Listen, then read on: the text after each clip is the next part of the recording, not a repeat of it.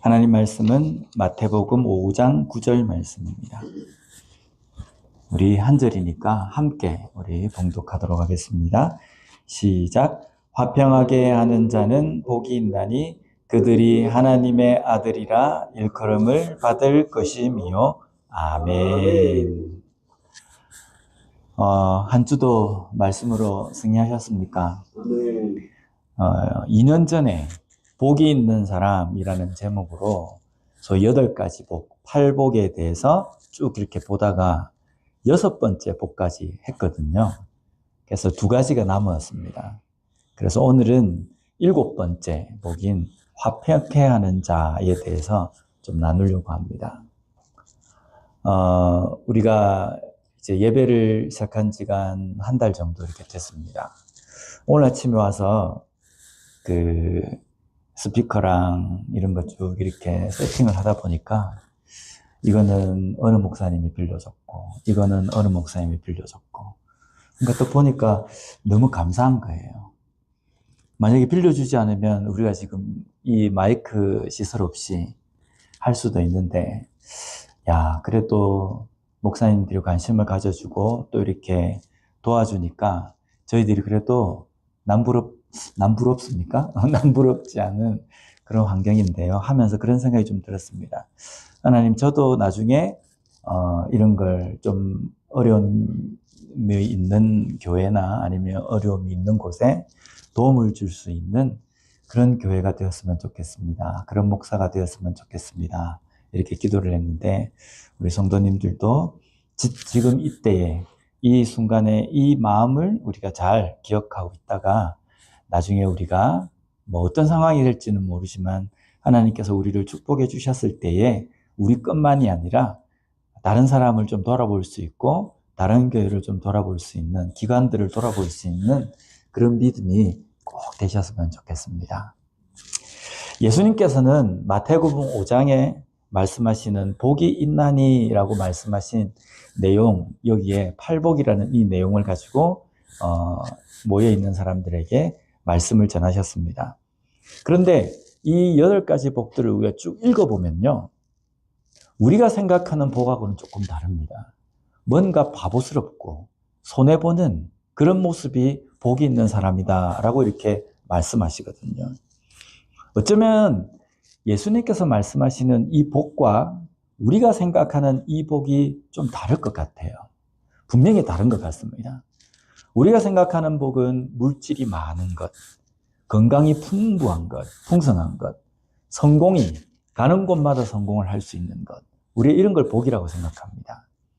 그런데 예수님의 그 복은요, 없는 것, 잃는 것, 때로는 내주는 것, 때로는 가난한 것, 결핍한 것, 이런 것을 복이라고 말씀하시는 겁니다. 그렇다면 예수님께서 말씀하시는 복은 우리가 생각하는 복과 어떻게 다른지 오늘 말씀을 통해서 한번 살펴봤으면 좋겠습니다. 오늘 본문 말씀을 다시 한번 읽어보면요, 화평하게 하는 자는 복이 있나니 그들이 하나님의 아들이라 일컬음을 받을 것이며, 여기 보면 화평하게 하는 자라고 이렇게 말씀합니다. 이 화평이라는 단어를 헬라어 원어로 살펴보면요, 에이레네라는 단어입니다. 뜻은 평화, 화평이라는 뜻입니다. 그런데 성경에서 이 단어와 반대되는 개념으로 자주 등장하는 단어가 있습니다. 그거는 포레모스라는 단어입니다. 뜻은요, 전쟁, 싸움이라는 겁니다. 신약 성경에서는 이 화평이라는 에레네라는 단어와 전쟁이라는 포레모스라는 단어를 반대의 개념으로 말씀하시는 겁니다. 그럼 결국은 화평하게 하는 자라는 것은요, 전쟁, 다툼을 만들지 않는 사람이라는 뜻입니다. 이해가 되십니까? 최근 몇 년 사이에 이 지구상에는 아주 큰 전쟁이 몇 가지 좀 있었습니다. 이 가운데 자주 등장하는 단어가 보면 악의 축이라는 단어입니다. 전쟁을 일으킨 악의 축이라는 의미입니다. 그런데 정작 전쟁을 일으킨 사람들은요, 그 전쟁에 대한 합리화를 합니다. 나름 이유가 있다는 겁니다. 그래서 우리가 들을 때 도대체 뭐가 진실인지 분별하기가 좀 힘듭니다. 전쟁을 일으킨 사람도 일으킨 대로 이유가 있으니까 정말 그런가? 라고 생각이 드는 겁니다. 그런데 여기에서 누가 전쟁과 싸움을 만든 사람이며 누가 이 가운데서 평화를 만드는 사람인지를 우리가 보아야 된다는 겁니다. 전쟁이 때로는 우리가 분명히 필요합니다. 성경에서 말씀하시는 전쟁은요, 영적 전쟁입니다. 이 전쟁은 반드시 우리가 그리스도인으로서 치러야 되는 전쟁입니다. 그리고 이 전쟁은 우리가 그리스도인으로 이 땅에 살아가면서 피할 수 없는 전쟁이기도 합니다. 그런데 이 전쟁을 가만히 들여다보면, 영적 전쟁을 우리가 들여다보면요, 물리적인 어떤 전쟁과는 좀 거리가 멉니다. 때로는 양보하고 손해보고 나보다 다른 사람을 더 높게 여기고 이런 것들입니다. 그래서 어떻게 보면 소극적으로 보이는 것이 무기인 것처럼 영적 전쟁을 말씀하고 있는 겁니다. 그래서 우리는 이런 모습으로는 도저히 전쟁에서 이길 수 없을 것 같은데 영적 전쟁에서는 이렇게 해야 한다고 우리에게 말씀하고 있다는 겁니다. 물리적인 전쟁을 우리가 보면요, 어떻게 하면 더 강력한 무기로, 더 강한 폭발력으로 상대방을 공격하느냐, 이게 물리적인 전쟁의 승패를 좌우합니다. 더 크고 더 강해야 됩니다. 더 잔인해야 하기도 합니다. 그런데 영적 전쟁은요, 상대방보다 더 겸손해야 되고 더 온유해야 되고 그래야 이기는 것이 영적 전쟁이라는 겁니다. 화평, 평화를 만드는 사람도 마찬가지입니다. 당장에 붙어서 힘을 대결하고 그래서 내가 더 강함을 나타내는 것이 이기는 것이라고 우리가 생각합니다. 그래서 힘을 과시하려고 합니다. 그래서 내가 더 상대방보다 더 내가 강하다는 것을 나타내고 그것을 드러내려고 하는 게 일반적인 전쟁입니다. 그래서 상대방을 위협을 가합니다. 그리고 이것은 전쟁, 다툼을 만들어냅니다. 그러나 화평하게 하는 사람은요, 나의 약함을 나타내고 그것으로 상대방을 더 높입니다. 그래서 다툼이 아닌 평화를 나타내는 사람이라는 겁니다. 우리는 빌라도 법정에 서 있는 예수님의 모습을 우리가 잘 알지 않습니까? 주변에 모인 수많은 사람들이 예수님을 향해서 고소합니다. 그러나 그 고소의 내용이 터무니없는 것들입니다. 심지어는 고소하는 사람들까지도 서로 간에 입이 맞지 않습니다. 내용이 서로 다르다는 겁니다. 왜냐하면 거짓으로 각자가 꾸며낸 것이기 때문입니다. 그리고 재판을 담당하는 빌라도는 법에 의해서 판결하기보다는요, 사람의 눈을 의식하는 겁니다. 사람의 눈을 의식해서 내가 저 사람들에게 인기를 얻고 인정을 받으려고 하면 내가 이 예수를 어떻게 처리하면 될까? 이 생각으로 예수님을 처리하고 재판하려고 합니다. 진실을 알려고조차도 하지 않는다는 겁니다. 종교 지도자들의 부추김으로 거짓에 사로잡혀서 진실을 아는 것에는 전혀 관심이 없는 그런 군중들에 둘러싸인 예수님은 우리가 어떻게 보입니까? 너무나도 무기력해 보이지 않습니까? 당장 그 자리에서 그냥 판을 뒤집어 엎고 모든 사람들 앞에서 그동안 사역하시면서 보였던 그 신비적인 능력으로 나타내시면서 본때를 보이시면 뭔가 우리가 볼 때에도 영화에서 극적인 어떤 반전 때문에 카타르시스가 일어날 것 같은데 예수님은 그 법정에서 수많은 사람들이 예수님을 향해서 거짓으로 고소를 하는 가운데에도 아무런 대꾸도 반응도 하지 않으신다는 겁니다. 왜냐하면 예수님께서 그렇게 하시는 이유는 무엇 때문입니까? 화평 때문입니다. 평화 때문입니다. 어떤 평화입니까? 예수님께서 그렇게 하심으로 인해서 어떤 평화를 이룰 수 있는 겁니까? 하나님과 인간 사이에 깨어졌던 그 관계를 다시금 화평케 하시는 겁니다.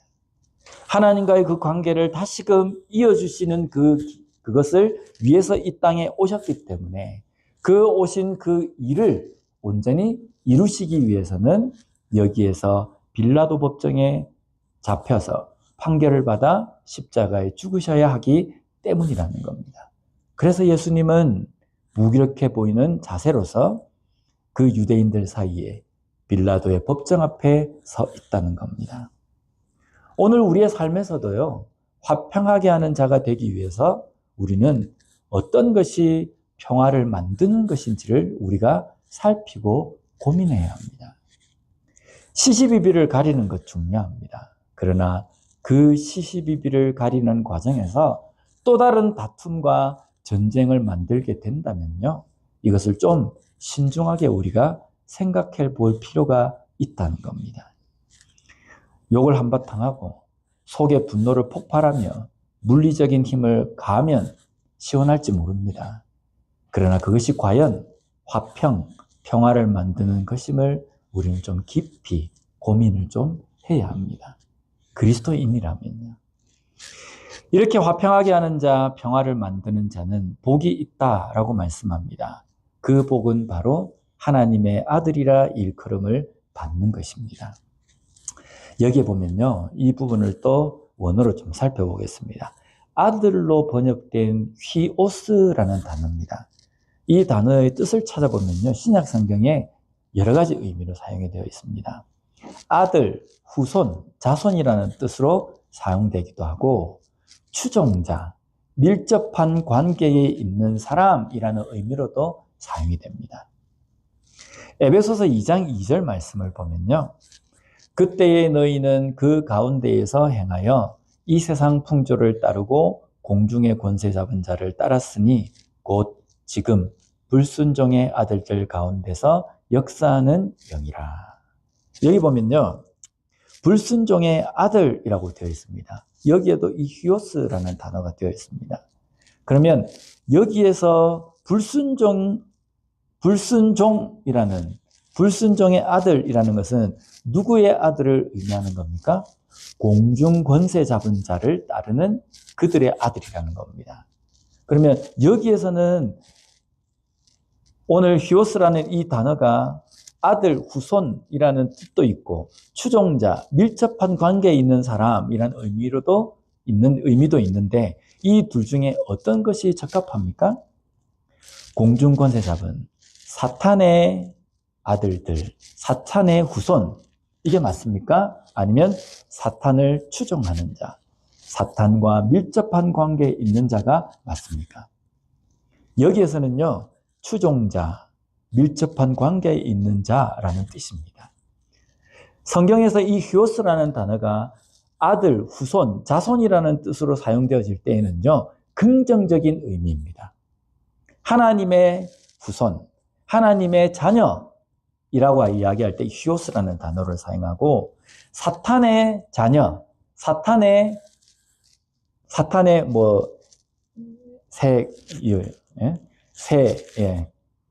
그렇게 사용되어질 때는 추종자, 밀접한 관계에 있는 자로 해석이 됩니다. 어떤 차이인지 아시겠습니까? 왜 사탄이라고 이야기할 때는 사탄의 후손, 사탄의 자손이라고 해석하지 않느냐면, 인간은 원래부터 태생이 하나님의 후손과 하나님의 자녀들로 이 땅에 태어난 겁니다. 왜냐하면 하나님께서 우리 인간을 만드셨기 때문에 우리 인간은 원래의 본질이 하나님의 후손, 하나님의 자녀입니다. 그런데 지금 공중 권세 잡은 자의 그 영향을 받고 그와 밀접한 관계에 있는 사람들이 있다는 겁니다. 그 사람들을 다시금 하나님께로 회복시키는 것이 예수님께서 이 땅에 오신 목적이라는 겁니다. 그래서 성경은 절대로 사탄의 자손, 사탄의 후손 이렇게 표현하지 않습니다. 왜냐하면 하나님은 하나님 보시기에 모든 자들이 하나님의 자녀이기 때문입니다. 그리고 그 자녀들을 다시금 하나님으로 불러 모으기 위해서 하나님과의 밀접한 관계를 맺는 하나님의 자녀의 자리로 회복시키기 위해서 예수 그리스도를 이 땅에 보내셨다는 겁니다. 그래서 우리의 원래 신분은 하나님의 후손입니다. 그래서 회복되어야 합니다. 그 회복은 예수 그리스도의 구원의 은혜로 주어지게 되는 겁니다. 즉, 우리가 다시 하나님의 아들이 되는 것은 그 어떤 것으로 되는 것이 아니라 예수 그리스도의 구원의 은혜로 가능하게 되는 것임을 우리는 잊어서는 안 된다는 겁니다. 다시 오늘 본문으로 돌아가면요. 하나님의 아들이 되기 위해서 화평하게 하는 자가 되어야 한다는 이 의미로 우리가 한글 성경은 적혀 있습니다. 그죠? 하나님의 아들이 되기 위해서는 화평하게 하는 자가 되어야 된다. 그런데 우리가 하나님의 아들이 되는 것은 어떻게 되는 겁니까? 하나님의 아들로 다시금 회복되는 것은 예수 그리스도로 인해서 되는 겁니다. 결국은 예수 그리스도로 인해서 하나님의 아들이 된 자들은 화평하게 하는 자로서 이 땅의 삶을 살아야 한다라는 겁니다. 우리는 구원받은 자입니다. 예수 그리스도로 인해서 우리가 구원받은 자라는 겁니다. 그리고 그 구원받은 자로서 우리가 고백을 하는데 문제가 좀 있어요. 내가 예수 그리스도로 인해서 구원받은 자라고 하면 하나님께서 이렇게 신분증을 이렇게 발부를 해주시면 그 신분증을 내가 들고 다니면 당신은 하나님의 자녀입니까? 라고 물을 때 신분증만 딱 내보이면 되잖아요. 그죠? 그리고 나도 이 신분증을 딱 보면 아, 내가 하나님의 자녀구나 라는 것을 우리가 확신할 수 있을 것 같아요. 그런데 이 신분증이 없어요. 내가 하나님의 자녀라고 이야기하고 하나님의 자녀라고 내가 고백을 하는데 정말 내가 하나님의 자녀인가? 라는 의문이 생길 때가 너무 많이 있다는 겁니다. 그런데 그것을 확인할 수 있는 방법이 오늘 본문에 있습니다. 어떤 겁니까? 나는 화평을 만드는 자로 이 땅의 삶을 살아가는가? 평안을 만드는 사람인가? 이걸 돌아보는 겁니다. 내 삶에서는 화평과 평화보다 다툼과 전쟁을 일으키는 삶인가? 아닌가? 이것을 돌아보는 것이 내가 하나님의 자녀, 하나님의 후손, 하나님의 기업을 받는 그 자로서 내가 이 땅의 삶을 사는지를 확인할 수 있는 길이라는 겁니다. 그런데 오늘 본문에서는요, 하나님의 아들이라 일컬음을 받을 것이요 라고 말씀합니다. 하나님의 아들이다 이렇게 이야기하지 않고요, 하나님의 아들이라 일컬음을 받는다 라고 말씀합니다. 이 부분의 원어를 보면요, 칼레오라는 단어로 되어 있습니다. 무엇무엇하고 부르다, 이름을 주다 라는 뜻입니다. 자, 여기서 우리가 중요한 부분이 있습니다. 하나님의 아들이라고 일컬음을 받는 것이 누구에게 받는 것인가? 누가 우리를 하나님의 아들이라고 이름을 지어주는가? 이걸 중요하다는 겁니다. 사람이 우리에게 야, 저 사람은 정말 하나님의 자녀 같다라고 이야기할 수도 있습니다. 근데 사람이 우리를 하나님의 자녀 같다라고 이야기해 줄 때는 이거는 확실한 것이라고 우리가 말하기 힘듭니다. 우리가 보면 신앙생활 하다 보면 야, 저 사람은 정말 믿음이 좋다라고 했던 사람이 어느 한순간에 믿음을 버리고 예수 믿지 않는 사람처럼 살아갈 때가 많이 있습니다. 야, 저 사람은 정말 믿음으로 존경스러운 사람이다라고 생각한 사람이 하루아침에 믿음에 타락한 것을 우리가 볼 수 있다는 겁니다. 사람이 저 사람은 믿음이 좋다, 하나님의 자녀다라고 이야기하는 것은 불완전하다는 겁니다. 그럼 이게 과연 복이라고 우리가 이야기할 수 있겠습니까? 사람이 하나님의 아들이라고 일컫는 것, 이거는 온전하지 못합니다. 그러면 온전한 것은 어떤 것입니까? 하나님께서 우리를 하나님의 아들, 나의 자녀, 나의 딸이라고 불러주시는 것이 온전하고 확실하지 않습니까? 복을 주시는 분은 하나님이시기 때문입니다. 오늘 말씀에도 보면 화평하게 하는 자는 복을 받는데 어떤 복을 받냐면 하나님의 자녀가 되는 복을 받는다는 겁니다. 그 복을 주시는 분은 누구입니까? 세상 사람들이 우리에게 복을 주는 것이 아니라 하나님께서 우리에게 복을 주시는 겁니다. 그러면 하나님의 아들이라는 이 복 역시도 하나님께서 우리에게 주시는 것이라는 겁니다. 하나님이 우리를 나의 아들, 나의 딸, 나의 자녀로 우리를 여기시고 우리를 불러주십니다. 어떤 삶을 살아갈 때예요? 화평하게 하는 삶을 살아갈 때입니다.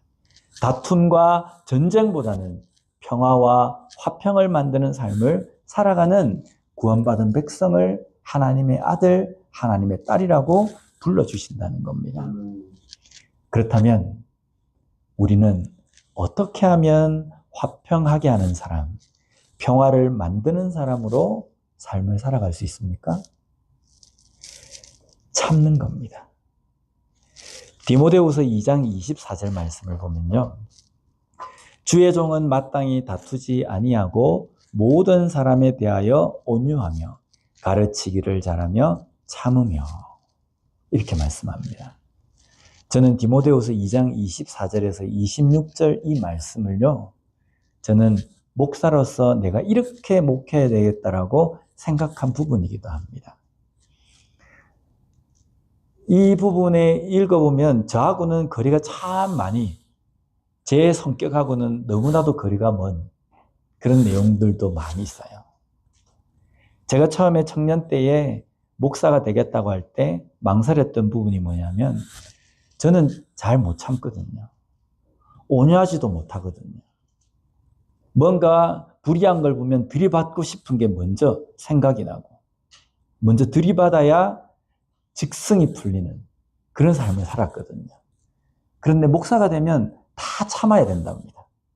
참고 다른 사람이 한 대 쥐어박아도 그냥 용서하고 이게 도대체 남자로서 얼마나 못난 모습입니까? 누가 나에게 해를 입히면 따지고 그 사람을 벌주고 정의를 실현하는 것이 남자답지 않습니까? 그런데 목사가 되면 그걸 못하니까 나는 도무지 목사는 못하겠다. 이렇게 했는데 절대로 하나님 못하겠습니다. 그러면 하나님은 절대로 시키시더라고요. 근데 목사가 되었다라고 하면 목사가 돼서 내 성질대로 다 하면 얼마나 좋겠습니까? 그죠? 그런데 이 말씀을 제가 묵상을 하다 보니까 주의 종은 이래야 된다는데 그래 내가 앞으로 내가 목사로서 이 모습을 가지고 내가 목회를 해야 되겠다. 여기 보면 보면 목사로 꼭 따르고 싶은 그 말씀을 중에서도 보면 목사로 다투지 않고 온유하고 참는 자가 되어야 된다라고 말씀합니다. 다투지 않는다는 것은 화평하게 하는 사람입니다. 평화를 만드는 사람입니다. 그리고 참는 자입니다. 때로는 억울한 일을 당하고 분노가 상승하는 일을 만날 수 있습니다. 적극적으로 말하지 않으면 바보 취급 당할 것 같은 상황을 대할 수도 있습니다. 그때에 우리는 좀 화평과 평화를 생각할 수 있는 사람이 되었으면 좋겠습니다. 아마 성도님들이 저를 보면서 저럴 때는 좀 한번 그걸 해야 되는데 왜 저렇게 바보스러울까? 왜 저렇게 무기력할까? 왜 저렇게 그냥 아무 것도 안 할까? 이렇게 답답해 하실 것도 있을 것 같아요. 저도 답답합니다. 성질대로 뭔가를 하고 싶은데 저도 답답해요.